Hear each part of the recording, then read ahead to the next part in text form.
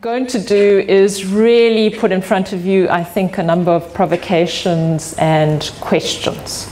And the first question I have to ask us as a gathering is, why are Steve and I up here so early in the morning? And if you think about the role of keynote speakers, generally our job is to offer you some key messages, some issues that you need to hold top of mind as you work through a meeting, through a workshop, and through a conference. And so the first question we need to be asking ourselves is, what might be those key messages that we have to hold in our mind as we work through the next 3 days in this very beautiful setting? So what is the purpose of our conference? Because that will help us winnow out what are the important messages. And when I looked at the PECS 2015 website, I was told the following. This conference focuses on the scientific and policy-relevant knowledge of socio-ecological dynamics needed to enable a shift, and that's my emphasis, towards the sustainable stewardship of socio-ecological systems in the Anthropocene. Now, I'm absolutely certain there isn't a single living being outside of this room who'd understand that. But gratefully, when my letter of invitation arrived, there was an explanatory email which helped me as a local government official understand what the organizers anticipated I might do up here on the stage today, and that was clear. It was focus on the challenges and opportunities in operationalizing sustainable development in practice. So when I thought about what the organizers might want me to do, I determined they probably wanted me to present some kind of substantive analysis of the work that I and my team, many of whom are sitting kind of in the middle ground of my view, do on biodiversity, climate change adaptation, and resilience issues in the urban environment. But that little word shift really worried me. It kind of niggled here somewhere at the back of my head. And if we're serious about wanting to shift our discourse around socio-ecological systems, if we are serious about our need to shift those systems into a new mode of operation, I really didn't think doing the kind of thing that I do on a day-to-day basis, which is talk about my work either in Durban or nationally or internationally, was going to be a particularly positive contribution to these 3 days. So I threw away that email and decided to do my own thing. So what is that own thing? What I did is I took a page out of the book, or perhaps more accurately a brick out of the wall, of my favorite graffiti artist, Banksy, who comes from Bristol in the UK and really hit the street art scene in the 1990s. And I adopted with fervor and joy one of his key memes, which is "keep it real." And so I reimagined my role in the context of these 3 days to be one of those people who, as we engage, and Steve has indicated this, in quite complex debates, as we engage in debates which may become quite abstract, which may become quite academic, I'm seeing my role, and I'm sure there are others in the audience who will adopt this role, to be part of a cadre of people who ensure we tether those complex discussions all the way down to reality as far as possible. And when Banksy imagines that kind of agency in the art world, he imagines that as a process whereby his art not only comforts the disturbed, but disturbs the comfortable. I'm not offering in any way to comfort the disturbed. You have medical aid for that.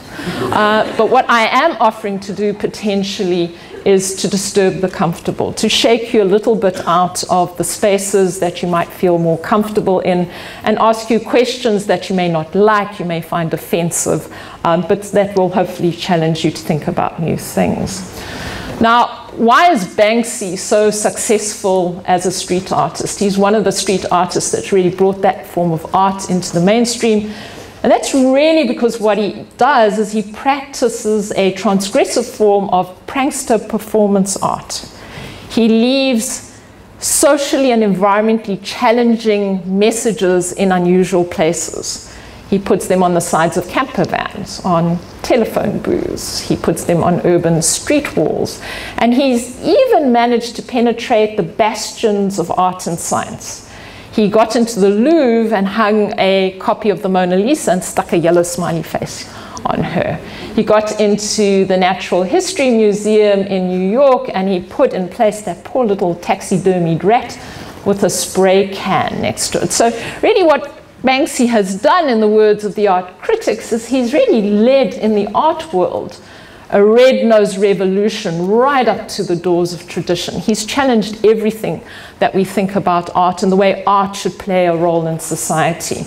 And that's what I'm hoping to do today, is to bring a bit of a red-nosed revolution to PEX 2015. So it'll be a revolutionary type of place for us.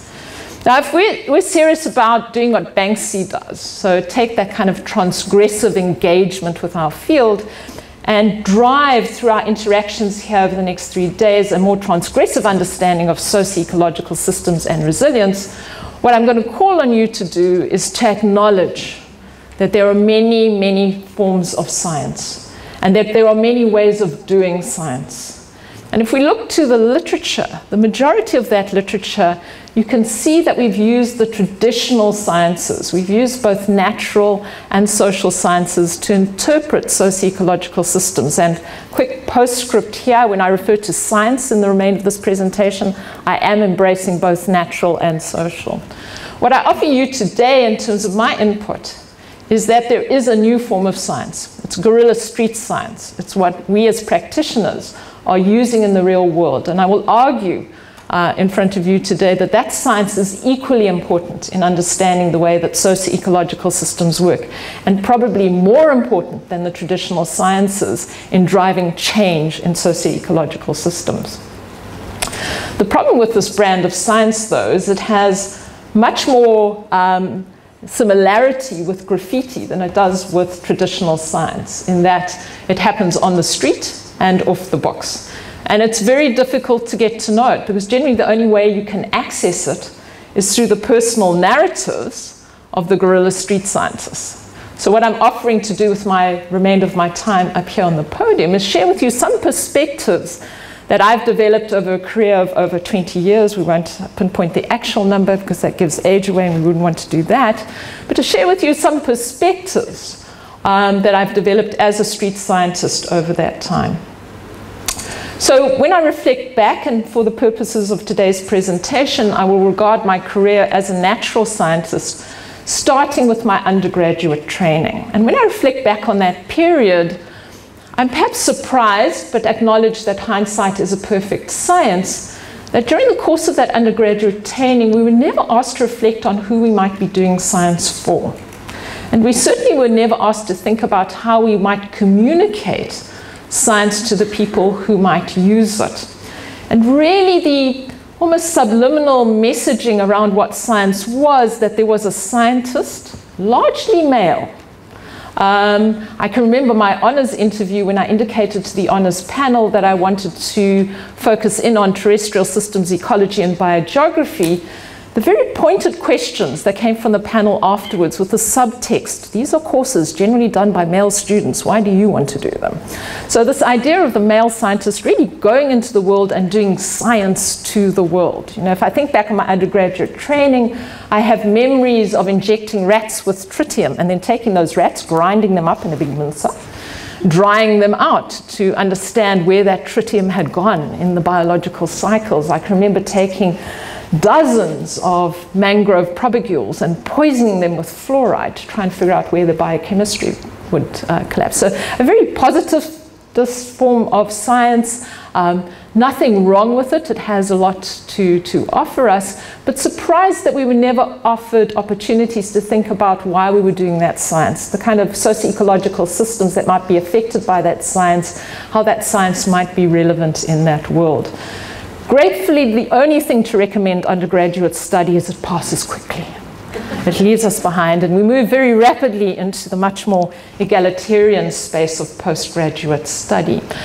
And there I learned the importance of mentors. This is something that has stuck with me my entire career. You cannot have good science, either natural or social, without mentors in that space. And I was exceedingly privileged to have my postgraduate work supervised by Professor John Poynton, probably one of the best herpetologists in Africa, who brought to the table this really eclectic mix of classical biogeography. He's a well-trained classical scientist, great guy, knows a lot about frogs. but also brought to the table this very interesting mix of philosophy, mysticism, classical music, and psychical research. And I offer as proof of evidence his most recent book. So John is now 82, he lives in London. He's just written a book published by Cambridge University Press on the works of Michael Whiteman. Now, Michael Whiteman has to be one of the most complex philosophers I've ever encountered. I simply do not understand him. He hurts my brain. But John has just written this book on him, which explores this boundary between science mysticism and psychical research. I mean, can you get more out there than that? The joy of working with someone like John, though, is that it was a very intellectually liberating experience after these very confined undergraduate studies, and really provide an opportunity to learn from someone who saw value in many forms of knowledge, who didn't believe that one form of science was necessarily better than another, and who was also very non-partisan about where science could be done and how it could be done. That was really important because it meant that John wasn't scared of asking the urban question of ecology. He wanted to know, as a classically trained biogeographer, how a city was going to impact on ecological processes, and the ecology that we as biologists that were intent on studying that ecology, interested in it, interested in preserving it. He wanted to understand the relationship between cities and nature. And that for me was a very profound moment, because it's that question which he gave me to answer, which has become the central pillar of my career. The only problem with engaging cities is they don't allow you to be remote. You cannot be distant from a city. If you want to study a city, you have to do that from the soles of your feet upwards. You cannot be complacent about engaging with urban issues. And so as I got into a field of research which looked at this relationship between cities, ecosystems, global environmental change, I physically and mentally had to wander down the hill from the then University of Natal into the city to embrace it. I had to engage the chaos of local government as part of my research. And that taught me a variety of lessons. Firstly, practical ones. This was the first time I realized that people were central to doing science, and that science might in fact be important for decision making, that grinding up of rats might have some relationship to the real world. I also learned very early on in my career the importance of risk takers. Firstly, becoming a risk taker, leaving the safety of the biology department and my constrained field work and going down and talking to these mad people who populated the offices of local government and all of the accoutrements that go with that. I learned too that risk takers don't operate in a vacuum. You can't be a single solitary risk taker and achieve anything. You've got to find other risk takers. So I had to identify people in the policy space who saw some value in science and thought that science might be valuable to policy formulation and implementation. So important to find those to create the networks to begin to do work with. I also learned that sustaining these relationships between these risk takers really relies very strongly on building trust. If you're going to have a body of people undertaking subversive activities, you've got to trust one another. You've got to have each other's backs.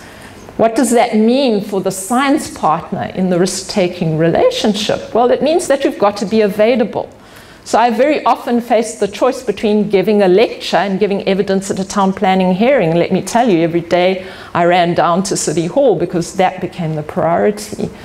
You've also got to deliver answers on timelines that make sense to the consumers of science, and those are never in sync with your research agenda. So very often you invent the facts if you do not have them, because that's what the policymaker demands of you. Having spent many years learning biological jargon, I had to de-jargonize immediately because no one understood a word that I was using. So I had to be able to put science into plain English in order to engage with people. There were also some important conceptual learnings at this early stage of my research. I learned that I knew nothing about the city. I claimed to want to study the city, but I knew nothing about where cities originated and how they evolved. So I found myself having to read the architecture library, which was an odd thing. I mean, how many PhD candidates of biology have to read the architecture library? And that in itself broke stereotypes.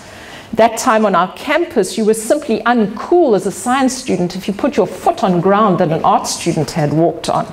And let me tell you, having spent months reading that library, you stand out like a sore thumb, because there you are as the dowdy science student amongst these cool hipster architecture types and town planning sorts. You really do stand out. You break stereotypes all the way through.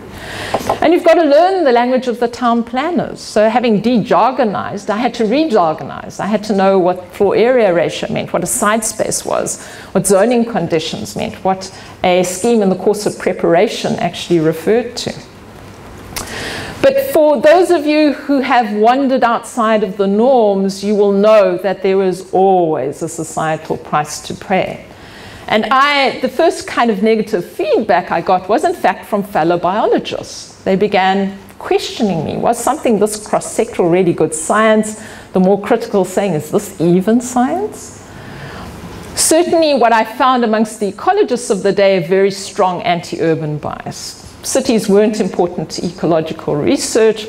Ecology happened in the Thule block. It happened in Shishlui. It happened in Masamara. It did not happen in cities, so why would we waste our time thinking about them? As I got into the town planning space, I found there was an equal anti-ecology bias in the urban sector. The town planners didn't feel that ecology had any role to play in creating sustainable urban environments. And so it became very difficult to break down silos. John and I offered an ecology course to the town planning department for their master's program, and they thought we had come out of some biology Woodstock, that we were hippies from the far end of campus, and rapidly shushed us away from the hallows of town planning. I also found when I spoke to the ecology lighthouses, so those people who were the leading lights in ecological thinking at that point in time, they didn't think that anything worthy of the name science could be done in the urban space. And the only people who came to the fore to help me with this research and think through methodology were strange people, eclectic scientists on the fringe, not your A-rated scientists, but oddbods that no one generally spoke to.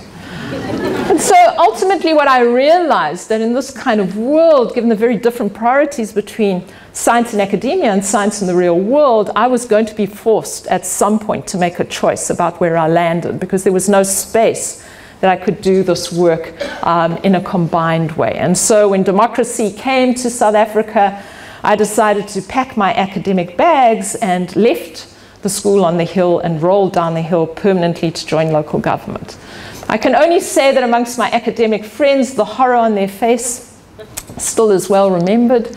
And I was deeply sort of counseled about why I had spent so much time building an academic career and was throwing it all away. But really my decision drew from the kind of ethos which I think underlies this Banksy quote: "The greatest crimes in the world are not committed by people breaking the rules, but by people who follow the rules." And so what I really decided at this point in my life was that I was going to be more effective as a change agent and as a risk taker by doing science in the policy space rather than trying to do policy in the science space.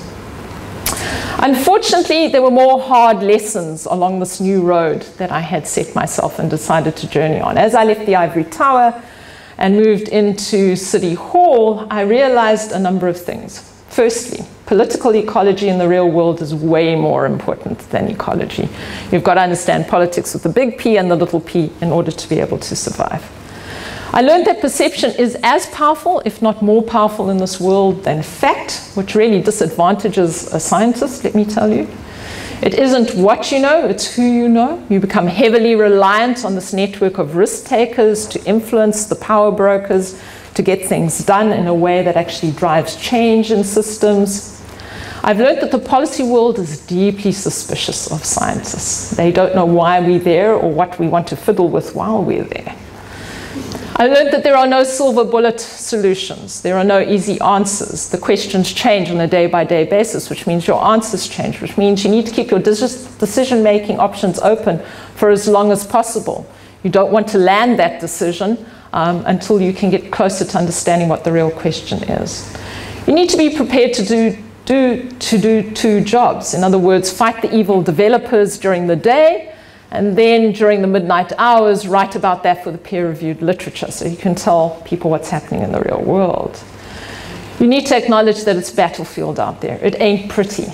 There's nothing sugar-coated about this experience.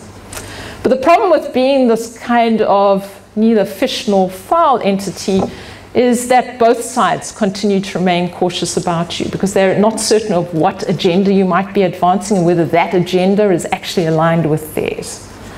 And so ultimately it is a difficult space to work in, but I've certainly found that there are advantages to being a change agent with no known allegiance to any side, because it allows you to work in the gray spaces in between. You're not bound by the kind of normative constraints of either policy or science. And therefore, it's easier to offer proof of concept that change is possible simply because you slide between the formal systems. And so what is the outcome of this process? Well, effectively, what I think I've evolved into is what I term to be a scientist in practice, a kind of hybrid personality that works at the edge of science, policy, and practice, and that generally makes everyone feel totally uncomfortable. So the question is, what did I do having rolled down the hill from the university into local government? I did not use science to change the system. If you think you're going to use science to overthrow these systems, get real. It ain't going to happen. But you can use science to change what is done in the system. So to give you some very practical examples, what I was able to do was to create a niche department. So here we have a local government department that focuses exclusively on biodiversity, climate change adaptation, and resilience. I challenge you to find any local government department like it. There isn't one in South Africa, and I've not bumped into one in all my travels around the world. But this is very powerful because here we have a center in local government thinking about these pressures of global environmental change in relation to urbanization in a very focused way. We were also able to create a new discourse around the types of skills that local government needs. You know, when I joined local government, you were terribly grateful if they offered you assisted education to do an honors in public administration. The thought that local government would want to fund someone studying for a PhD in science was a total anathema to the way local government functioned. But what we've been able to do is really challenge that and indicate to local government, if you want to be a globally competitive city, you need an R&D capacity. You need to understand science and the way science can be useful to you. We've also been able to create jobs that allow people to be involved in research in the government environment, and that's an incredibly powerful mix, to have that multiple skills base. It makes you capable of pretty much dealing with everything other than the end of the world. We've also been able to use the resources of local government to reach out from the policy environment back into the academic environment. We've created and funded research partnerships with our local university around biodiversity and climate change adaptation. We've been able to use the fact that we are known to be a scientific center in the heart of local government to access additional resources for the city. So when the World Bank wants to do research, or when one of the philanthropies, we're a natural partner in that space, which gives the city access to additional resources. We've also set a trend of highlighting for local government that it shouldn't be scared of experimenting and failing. Remember, local government is currently under the whip of the Auditor General and performance management systems, which are simply strangling the innovation out of our systems, and we have to reteach those systems that experimenting and failing is not naturally the end of the world. And so if I, from this sort of edge zone of the knowledge universe that I work in, were to send this particular group a variety of postcards with some key messages for consideration, what would they be? Firstly, don't kid yourselves. Science is not politically neutral. It's particularly not politically neutral in South Africa, and it's not universally trusted. And in fact, in the worst case scenarios, it's seen as a political bad. You need to be able to hold firm against political pressure. You have to be brave, you have to be wily. Quite frankly, it's ugly out there when you get your first bribe or your first death threat. In order to be able to influence your decision-making path, you've got to be able to handle that. You're going to fight the same battles over and over and over again simply because the political environment is an iterative one. Political needs and players change, so you'll win a battle this year, but you'll fight it again next year once the stakeholders have changed. So play the long game, never play the short game. Good ideas have a political shelf life. So you can introduce a good idea into these kinds of systems and they will be embraced, they'll become mainstays of policy development, but then the political universe will get bored with it and they will expect you to come up with a new motivation for your action. Very annoying, but it does require you to be innovative and constantly thinking about why it is that you're doing what you're doing. You've got to learn not only to work within the constraints of local environments, so law and policy, but to work under the radar in the grey institutional spaces. Very often, your biggest gains will come by bringing the subversive activities of this network of risk takers into play. Know that these risk takers are so essential, you cannot be complacent around them. You cannot allow risk takers just to emerge. You've got to look for opportunities to identify them and build them and pull them into your network. Know that you've got to document your own experience and actively carry that information back into the research universe to ensure better triangulation between theory and praxis. I cannot tell you the several periods of frustration in my life where I've had researchers arrive in my office and they spend hours with you and they tape record you and they take notes and they go into the field and then they write these peculiar papers that have absolutely no bearing on your experience or any kind of reality. You wondered whether interviewing someone on Mars. Recognize that there's a spectrum all the way from someone like Steve, the research scientist, to myself, the scientist in practice, that we need to train for.